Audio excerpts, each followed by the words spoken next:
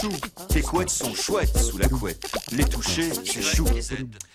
Pour les francophones d'aujourd'hui, le haricot désigne ce légume souvent sec et qui rappelle un peu fâcheusement la cantine ou le réfectoire.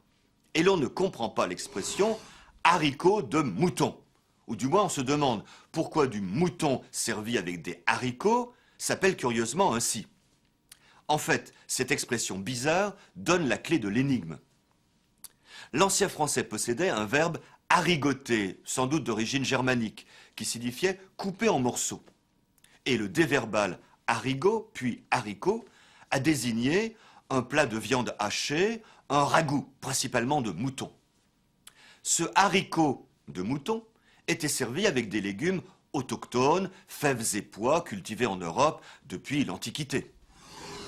Au XVIe siècle, les Espagnols découvrirent au Mexique un légume facile à cultiver et à conserver. Ils le rapportèrent en Europe. On l'introduisit d'abord en Italie, où on l'appela fagiolo, d'où le provençal fayol et notre brave fayot, puis en France, où il supplanta promptement dans le haricot de mouton les fèves et pois, et d'une façon telle qu'il prit le nom du haricot.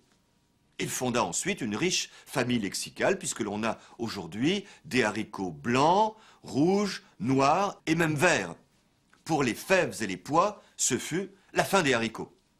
A plus B, syllabe, C, métaphore, grammaire, W, hypotaxe, Oxymore. Y et Z.